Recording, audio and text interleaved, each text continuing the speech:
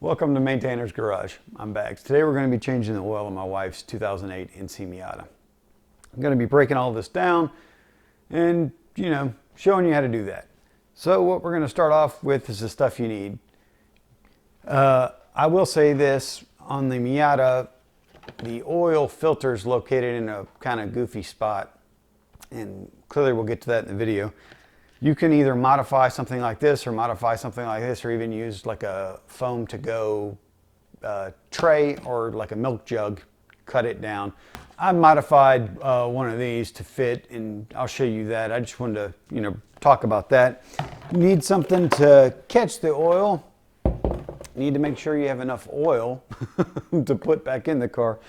You need an oil filter. Funny story, the NC Miata and the 100 series use the same oil filter. No kidding, look it up. Don't look it up, just kidding, look it up. Jack stands, if you decide to use jack stands, these are my personal Harbor Freight jack stands that I've had for over 15 years. This particular model number has never been recalled. I know right now you can exchange any jack stand you want at Harbor Freight, refund, etc. I look at any jack stand like it wants to kill me. I look at jacks the same way. Why? Because everything inside of my garage is tougher than I am. Why do I say that? If I take this 2x4 and I run a screw into it, if it's yelling, I don't hear it. If you run a screw into me, I'm going to yell. I'm telling you right now, I'm going to scream a lot. So just think about that every time you're doing anything in the garage.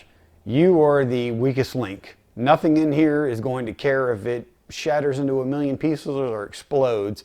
It's not going to bleed or scream like you. Why do I use these? I still think they're okay. I would inspect any jack stand I had. If it said Husky on the side of it, if it said Snap-on on the side of it, whatever brand so-called it was, I would look at it. I wouldn't look at it every time I use it, but I'd look at it. The Harbor Freight jack stands, quite frankly, I look at them every time I use them now. I just do. I make sure the feet look okay. These little supports are still in there. I look, there's a weld seam right here and another one directly opposite. I look at it, make sure it's not cracking. There's a lot of powder coating on here that can hide a lot of stuff. You just got to look at it. I pull this out, look at it. You can't see the other side of this, but you can look at it and say, okay, yeah, it doesn't look like anything's cracked or deformed. That's my opinion on jack stands in general, and clearly the Harbor Freight ones have had some issues over the past, few years. Just treat it like, your life depends on it, because your life depends on it. And what I actually end up doing is I put the wheel under the side of the car as well, just to give me another added thing. And we'll go into all that. I'll show you where I lift the car from. I'll show you where I put the jack stands and all that. I also chalk the rear wheels. I have these chocks. If you don't have chocks like this, 2x4 will work perfectly. All right, let me show you under the car where I lift the front of the car up and where I put the jack stands. And the reason I have these ramps under here is just to aid in my videography efforts. All right, so we're under the car here. This plastic is not where you want to lift from. If you notice, it's plastic, then all of a sudden it sounds pretty solid. This hump right here is a great jacking point. You put your jack right under there, hit that spot, lift up the front end of the car.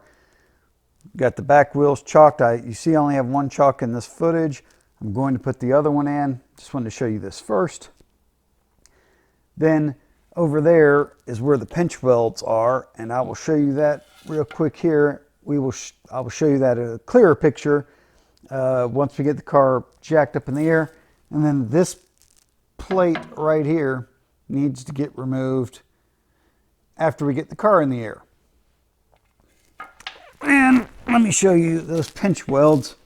The pinch welds are right here. You put the jack stand right on the inside of there, that way, running facing that way. You don't have it like that, you have it like that.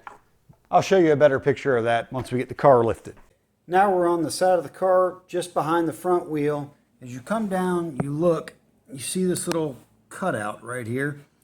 This is the pinch weld spot that you would connect the factory jack and the lift to change the tire, for example. What you want to do is you want to put the jack stand just inside this lip. Just inside that lip right there. So you don't want the jack stand touching this. You want it touching, see if I can get a better picture of it. You want it touching this stuff right here. But you just want it on the inside of that lip right there. That's a very strong point. Sit on jack stands like that long time. And there you can see where I've lifted the car on that spot that I showed you up front.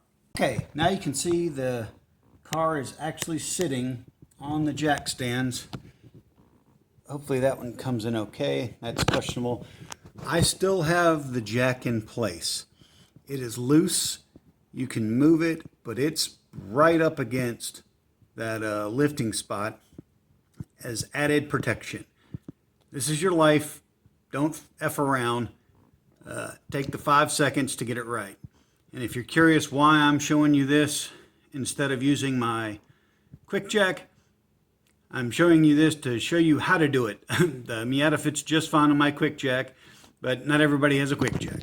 All right, you don't have to take the front wheel off. I just like to, it makes it easier. The filter's kind of right back there. Just makes it easier to get to, and then you have the added protection of having the wheel on the ground laying flat in case the jack stands and the jack fail.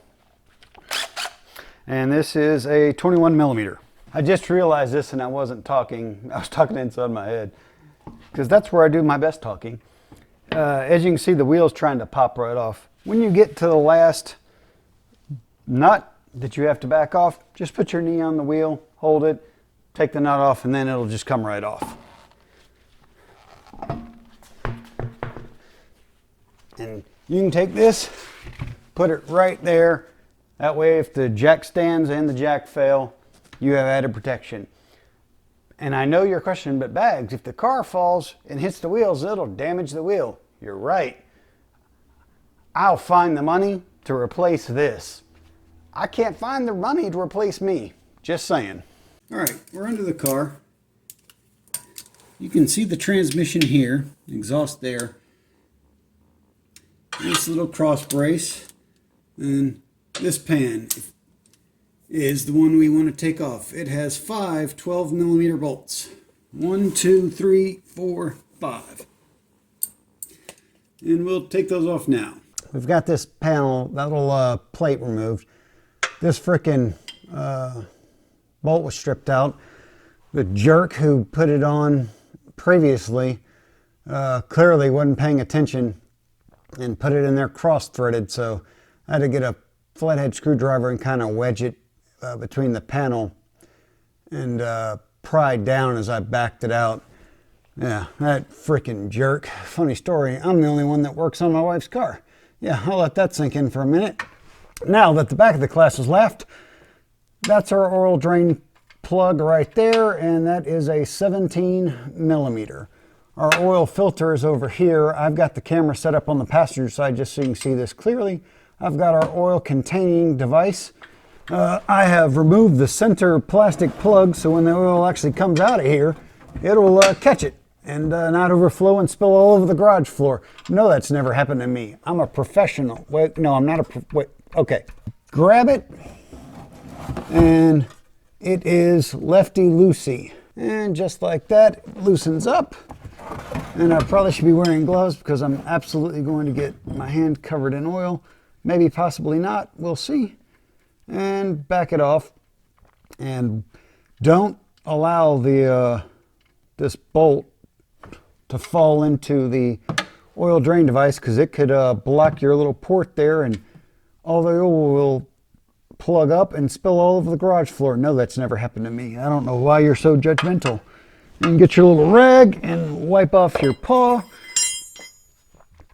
And now's a good time to check the threading on the bolt to make sure it's not cross-threaded, because, you know, the jerk before you, unless you're the only jerk, but that's another story. Yeah, it looks good. I'll get a blue wipe and wipe this down. Reinstall this when that's done.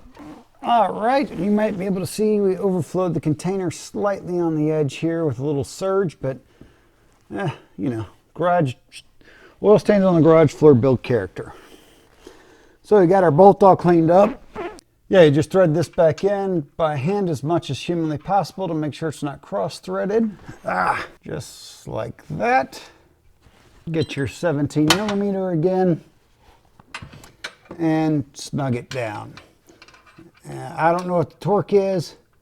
Don't try to be crazy, just snug will do fine. You're going to do a leak check anyway. If it's leaking slightly, you can apply a little more torque or back it off, depending on your situation. All right, that's done. Now let's do the oil filter. There is our access panel removed. Just behind it is an opening, and if you look up in there, you will see the oil filter right in there.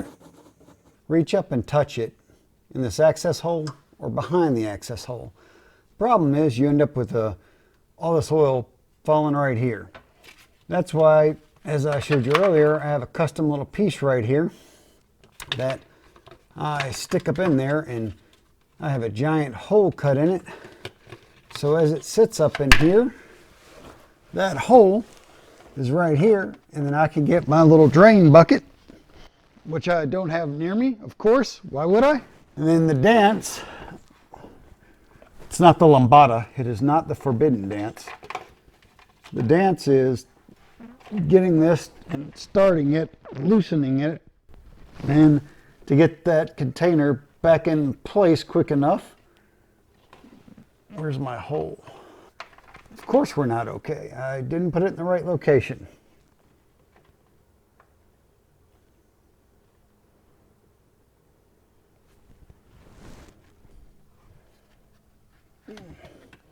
And just like that, mess semi-averted.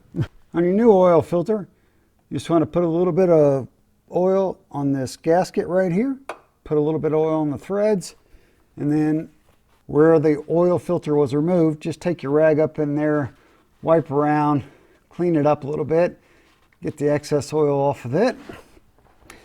Grab your old oil filter and make sure the O-ring is still on it. That way you know you don't have to worry about, if you can't see it, I can see it, you should be able to see it. But you can just look and say, okay, I know for sure the old O-ring is not stuck up there, so when I stick this on there, I'll actually get a good seal. And you always just hand tighten these. That's all it requires. A little bit of hand tightening and you're done. You wipe off all the old oil to be clear, so when you do your leak check, you know you're not looking at old oil. All right, we'll get a can of brake clean and spray this, and yep, it's good. All right, now the super critical step, adding oil. We've removed the plug, we removed the drain plug, drained all the oil. Put the drain plug back, that's important. Remove the oil filter, cleaned it all up, installed a new oil filter, another important step. Now, before we get too far ahead of ourselves, we're going to put in some oil. The manual says 4.5 quarts. I typically do about 4 1/4, and I check it. I run it during a leak check, let it cool down, and I lower the car, and then I check it again just to see where we're at, and typically it's full. That's quart number 4. Now's a good time to look under the car and see if you've tightened everything up and it's not just leaking statically. Nope, no leaks. Perfect. Now we'll add in that last 1/4 quart, get that funnel out, put the oil cap back on, and then we'll give her the old start leak check. All right, we've got oil in the car. We're gonna start it up and make sure it doesn't leak under pressure. Sure the car's in neutral, e-brake on. Good oil pressure immediately upon startup, which is good.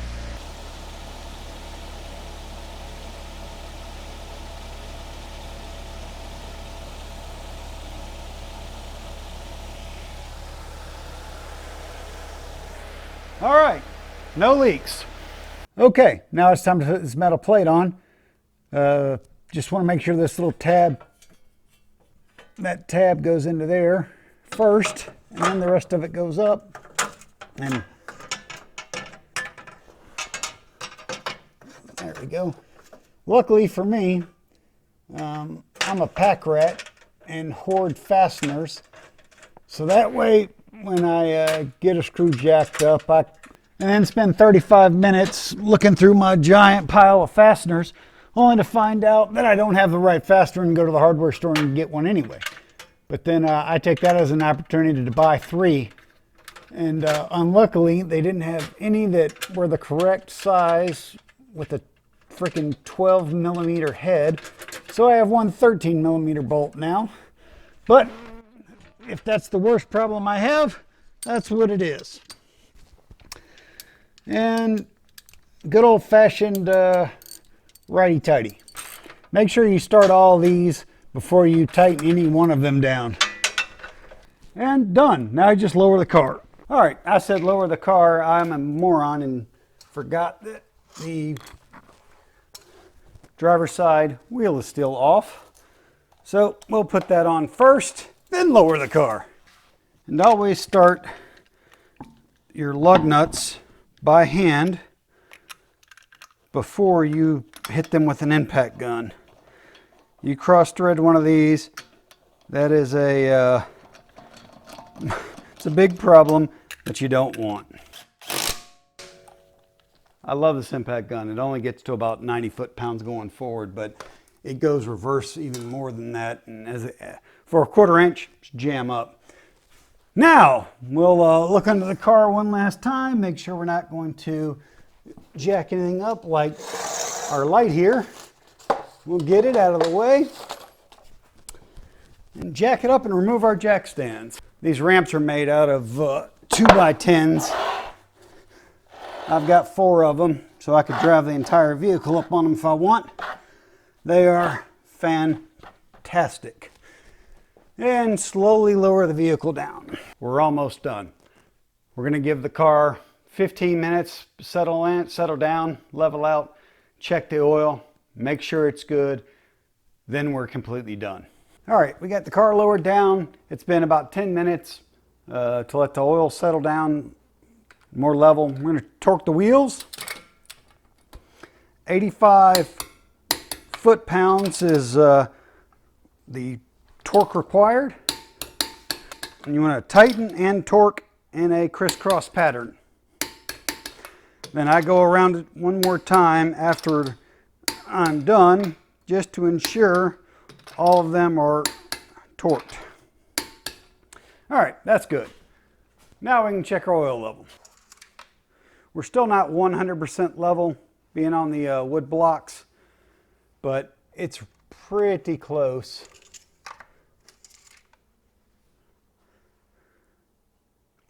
We're about 1/4 quart low. We'll add in that 1/4 quart and be done. While we're adding this 1/4 quart, I'll go ahead and say it. Clearly, they knew what they were saying. They knew what they were doing when they said it was 4.5 freaking quarts, huh? Not 4 1/4 bags, 4.5. Put our lid on. That's down.